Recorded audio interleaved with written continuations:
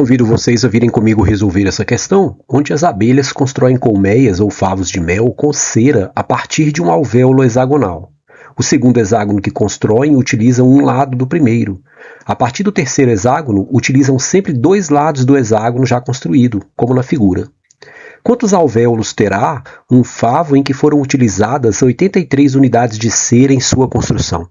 Sugiro que você pause, tente fazer e depois confira a proposta de solução. Bem, para resolvermos essa questão, a gente vai definir uma importante sucessão na matemática, que é a sucessão aritmética, ou progressão aritmética, tá? Ou sequência aritmética. Progressão, sucessão ou sequência são sinônimos. Então, se a gente vai pôr esse aritmética quando acontecer o quê, professor?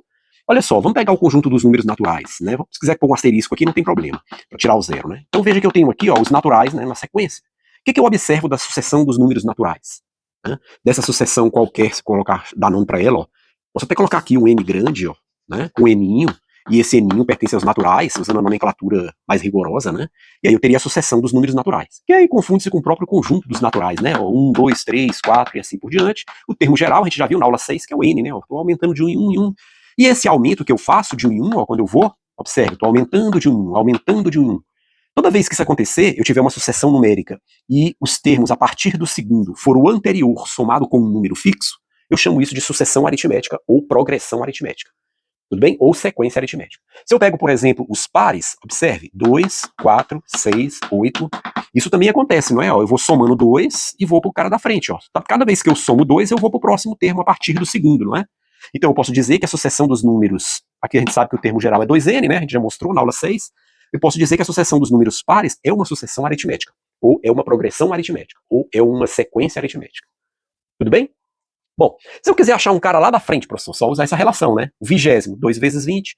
Vamos pegar uma que eu não sei ainda o termo geral. Dá pra gente achar, professor? Por exemplo, se eu tivesse 5, 10, 15 e eu quisesse achar o 20º, o 20º termo, o A20 dessa sucessão aritmética. Eu noto que eles estão aumentando de 5 em 5, não é verdade?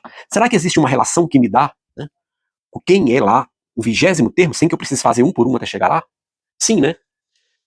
Observe, eu vou pegar aqui uma sucessão aritmética qualquer, primeiro termo, segundo termo, terceiro termo, e vou embora. Né? Até um AN menos 1 até chegar no AN. Ok? Pela nossa definição, se cada termo desse, a partir do segundo, eu estiver somando um número fixo, a gente definiu isso como sendo uma sucessão aritmética. Observe o que acontece. Eu vou deixar esse A1 igual a ele mesmo. Mas se eu pegar a partir do segundo e usar a minha definição, quem é o segundo termo? É o anterior somado com a minha razão. Percebeu? Pela minha definição, quem seria o terceiro termo? O anterior somado com a minha razão. Quem seria o meu quarto termo? O anterior, que seria A3, somado com a minha razão. E eu posso seguir nessa toada até um enésimo termo qualquer.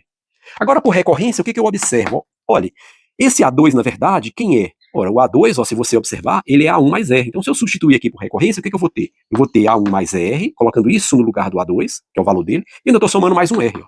Então, na verdade, eu estou com A1 mais 2 R's. Fazendo a mesma coisa aqui por recorrência, ó, quem é o A3? Ora, o A3, na verdade, ó, se eu observar, ele é o A1 mais 2R, né? E eu ainda estou somando esse R aqui. Então, na verdade, o A3 é A1 mais 3Rs. E assim, o A4, na verdade, né, é A1 mais 3Rs. E assim por diante. O que eu observo? Se eu quero achar uma relação para o AN, o termo geral, observe, o primeiro eu tenho A1, né? Posso até colocar assim, ó, 0 vezes R. Percebe que todos têm A1, ó, A1, A1, A1, A1. Então, meu AN também vai ter A1, né? E note mais, quando era o primeiro termo, 1 menos 1, 0 vezes R. 2 menos 1, 1 vezes R. Ó. 3 menos 1, 2 vezes R. 4 menos 1, 3 vezes R. É sempre 1 a menos, não é que multiplica por R. Então, na verdade, se eu quiser ir até N, é 1 a menos. Pronto. Essa é a relação que me dá o termo geral de uma progressão aritmética. Ok? Eu só preciso pegar o primeiro termo, somar com a diferença do número de termos por 1 e multiplicar pela razão. Essa relação nem sempre é muito legal, né? Porque ela tem esses parentes. A gente vai ver uma alternativa aí.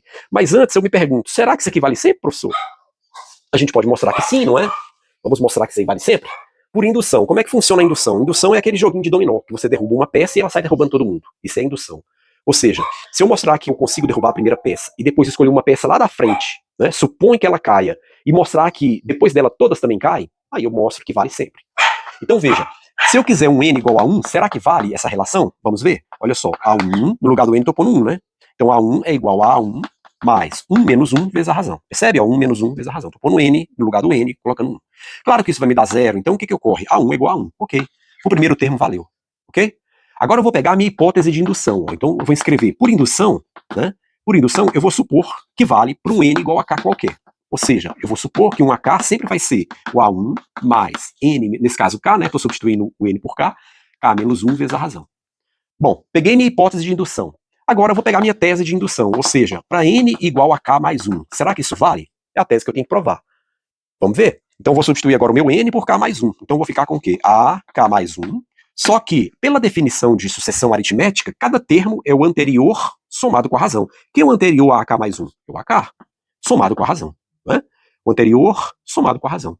Ocorre que, pela minha hipótese de indução, quem é esse AK? É tudo isso aqui, não é? Ó, o AK. Então eu vou substituir, ó, é A1 mais K menos 1 vezes a razão. E eu ainda estou somando essa outra razão.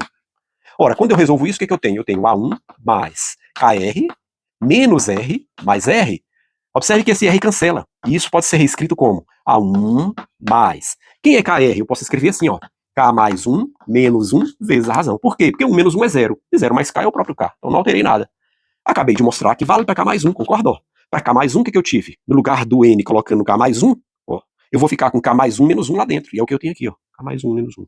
Como queríamos demonstrar. Então vale sempre. Porque eu vi que vale para o primeiro, supus que vale para um K qualquer e mostrei que vale para o sucessor dele. Então eu saí derrubando todas as peças do dominó com peteleco. Vale sempre. Muito bem. Feita essa pequena demonstração simples, né, trivial, a gente pode ir para a nossa questão. Só que antes, eu vou pegar aqui uma alternativa que é a seguinte, ó. A gente acabou de demonstrar que o termo geral da sucessão aritmética é dado por essa relação, né, que a gente acabou de provar. Ocorre que isso aí está me dizendo assim, ó, quando eu tenho o A1, o A2, o A3 e assim por diante, até um AN, a gente viu que quando eu vou para lá, eu vou somando a razão. Quando eu vou para lá, eu vou somando a razão. Se eu quiser voltar, eu vou diminuindo a razão, não é verdade? Ó, vou diminuindo a razão. Lembra dos naturais? 1, 2, 3, 4, eu vou somando 1, somando 1, somando 1. Se eu quiser voltar, eu vou diminuindo em 1, diminuindo 1, diminuindo 1, diminuindo 1. Ora, se eu diminuir 1 da razão aqui, eu vou cair aonde? Ó? Se eu diminuir, né, no caso aqui, a razão, né? Se eu diminuir a razão, eu vou cair no A0, concorda?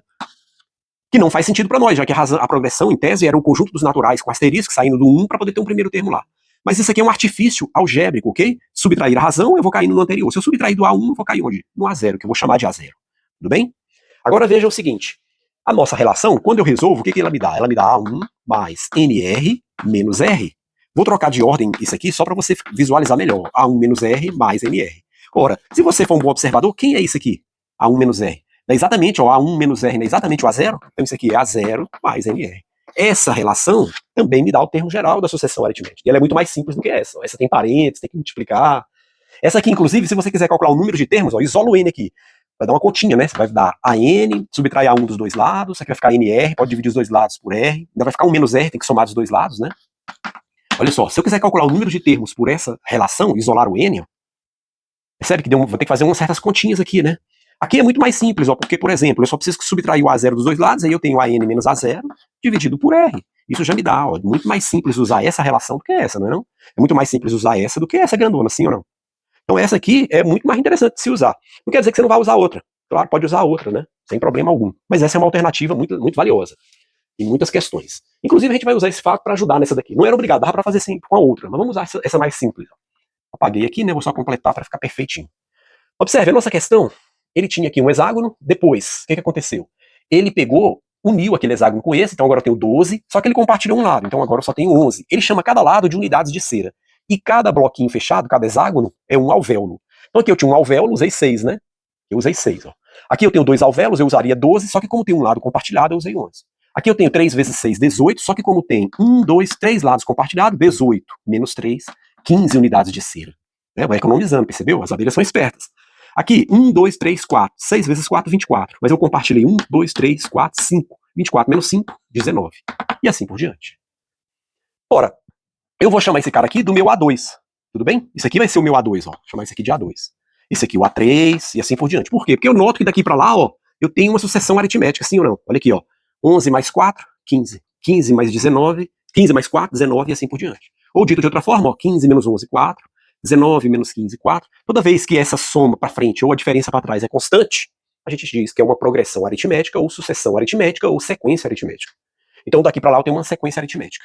Não é? E aí o que eu posso fazer? Ó? Aqui, se eu quiser voltar, eu tiro 4, né? Se eu quiser voltar, eu tiro 4. Se esse cara é o A2 e eu voltar, ou seja, se eu tirar 4, eu vou cair aonde? Antes do A2 vai vir quem? O A1. Ou seja, eu vou cair no 11 menos 4, no 7. Professor, quer dizer então que tem um alvéolo com 7? Não, o alvéolo lá tem 6, mas isso aqui é um artifício algébrico, como a gente disse, né? tira a razão, cai no anterior. Esse cara aqui seria quem? Esse cara aqui seria o meu A1, já que o 11 é o meu A2, o 15 é o A3, e assim por diante. Aqui o A4. Então o meu A1 seria esse aqui. Nossa técnica é usar um A0, então eu vou tirar 4 de novo. Se eu tiro 4, eu caio onde? 7 menos 4, 3. Pronto, a minha sucessão é 3, 7, 11, 15. Agora eu peguei todo mundo, ó. E a gente sabe que o termo geral dela é quem? A0 mais NR. Ou aquela outra maior, né, se você gosta de fazer conta. Quem é meu AN? Ele quer que o número de unidades de cera seja 83. Né? Ele deu na questão. O meu A0, nesse caso, da minha sucessão é 3. Ele quer saber quem é esse N. E a nossa sucessão, a gente viu que ela vai aumentando de 4 em 4, né? Ou vindo de lá, vai diminuindo de 4 em 4. Muito bem. Se eu subtraio 3 dos dois lados, eu tenho aqui 80. 4 N's, né? E se eu simplifico tudo por 4, 80 por 4 dá 20 e lá dá N. Pronto. Se eu usar 83 ladinhos, ou unidades de cera, como ele chamou, eu vou conseguir montar 20 hexágonozinhos fechadinhos, 20 alvéolos. Essa é a resposta da questão. Simples assim. É isso. Até a próxima.